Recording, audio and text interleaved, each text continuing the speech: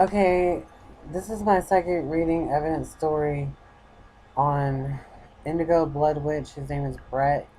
He's a Leo, Virgo rising, Moon in Scorpio. Okay, he was live streaming and I started picking up psychic things from him. And in the links below will be the video where I caught him live streaming and I started picking up on psychic things about him. And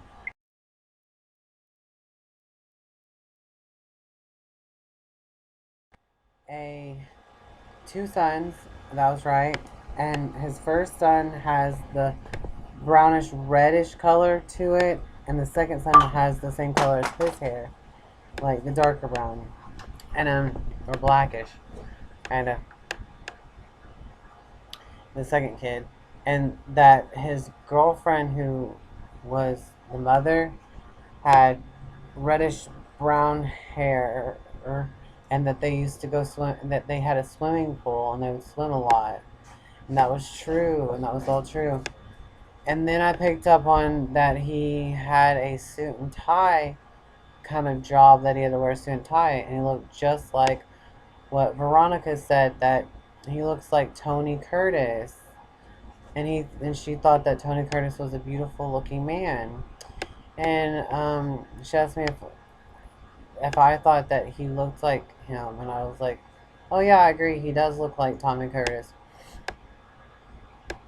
And so I'm gonna put that picture on the thumbnail. I don't think I can find Brett's picture on anything. I have to take a picture of the computer screen with his face on it to put them together. Anyways, this is his birth chart analysis. That was my psychic reading pickup stuff that I picked up on from him, and that his baby's mamas had a girlfriend with blonde hair, and her mom or his mom had reddish hair that had bangs, and that she was a little lady and her hair's up here. And that could have been that girl's mom or his mom. I couldn't tell. But anyways, this is birth chart analysis. But that was my visions, so that was pretty cool that I picked up on that right away. And I think they had like a turtle sandbox in their yard too.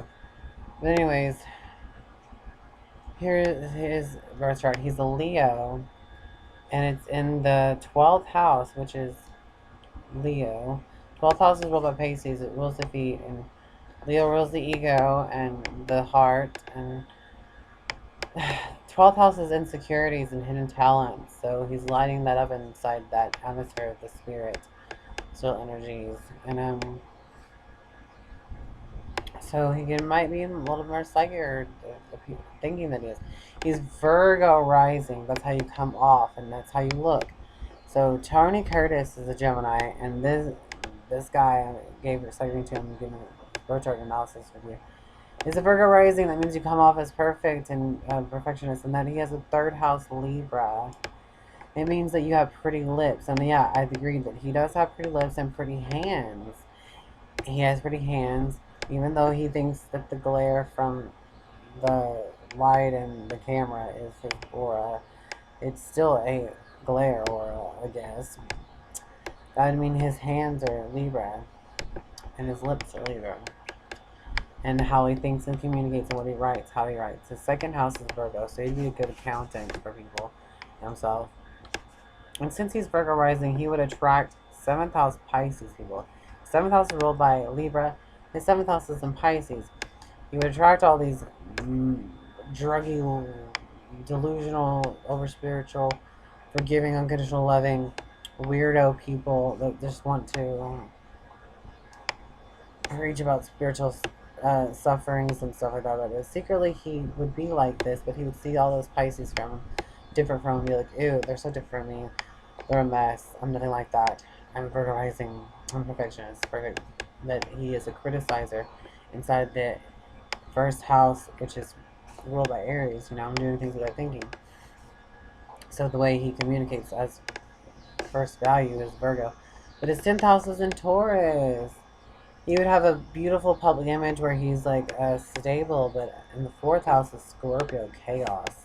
At home, his moon is in Scorpio. That means his moon is in the third house of Libra, which means his mom treated like him an inanimate object. His siblings are beautiful, and that he uh, would probably have racing thoughts in his head and be funny, and then snap into something that's just not funny anymore, like a two-face from irrational emotions. And he would make people feel pretty from the inside because of his moon being in the third house Libra, and so it's getting beautiful emotions and chaotic emotions. And he would be a good stalker or a good researcher. And his mom is probably fake and hypocrite and treated him like an inanimate object. Probably caused chaos. Maybe she's dead because of moon and Scorpio. Scorpio's her death, and there's a mother.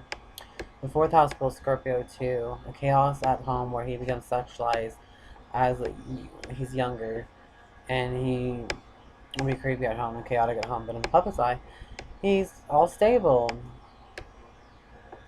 His eighth house is the death house. His eighth house is in Pisces, which means you might overdose on drugs or be poisoned or commit suicide or drown in water. So hopefully he doesn't go through that. He also has fifth house Capricorn. He might have heart problems or something, or face something like that. And he rather work than play, might feel uncomfortable about playing. His Saturn's in Scorpio. It's in the third house. That means his dad also treated him the same way as mom. And he might be a liar, or be a public speaker, or singer, or a writer. He could be a very good writer or publisher because he's Virgo rising. And he write about relationships and chaotic stuff and death and transformation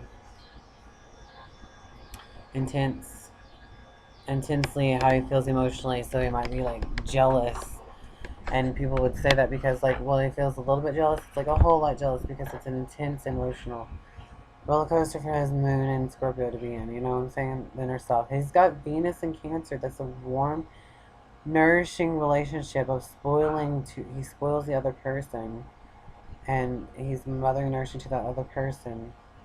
And it's in the 11th house of friendship. He wants a friendship, and with his home is for his friendships. And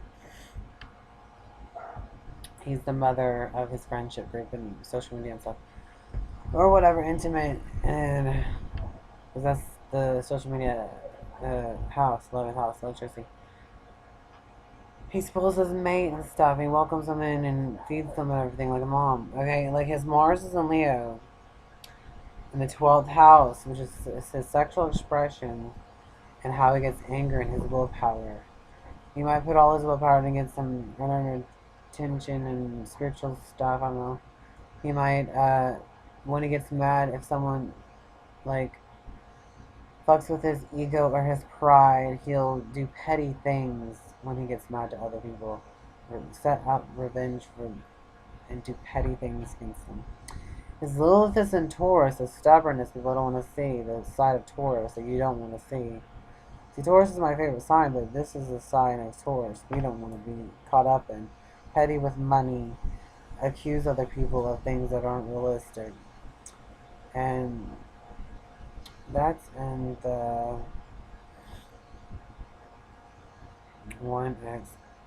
9th house of his philosophy. People don't want to see his philosophy go out this way in a bang, but it does. And it's in retrograde, introspecting on himself. His 8th house is in retrograde. No, his Uranus is in retrograde. His Neptune's in retrograde. Neptune rules drugs and cameras. Capricorn was his reputation. Same as the 10th house Taurus. And his 4th house, Neptune. And the usual way of his house, and traveling a little bit for his house, and chaos at his house. The public's eye, it's all stable. He might take drugs before he goes to sleep. I don't know. Because Pisces rules drugs in the 8th house, death. And 6th house Pisces. He definitely 6th house Pisces. No, that's the 7th house. Yeah, he'll attract Pisces people. We'll secretly be like Pisces. Whatever. Lilith, financial security, and relationships and value. His North Ascendant sign. He has Palace and Pisces. See, rest in Leo, how he heals other people. He heals other people by putting them on the spotlight and shining out through their creative expression. He heals other people with his creative expression and puts people in the spotlight and golden energy and then takes them away and punishes them. But Sirius and Leo is a good thing where you become a part of something bigger so that you feel like when you're around the presence of a Sirius and Leo. His crown is in Gemini, as he communicates, he heals through talking and gossiping or something, and storytelling. His Juno's in Libra. He'd be a very charming lover, marriage partner. His palace is in Gemini. How he expresses himself is how he creates, like his decorations at home or something. And he could be a public speaker and a writer or whatever is what these places, I think, showing to me. Anyways, I love Virgo risings and I love Venus and Cancers. That's amazing. Wow. Well, that's fun. That's the story of. That's the story of love. I mean, it is what it is. Little nitpicks here and there, whatever. I thought I saw into the birth chart. Beatles.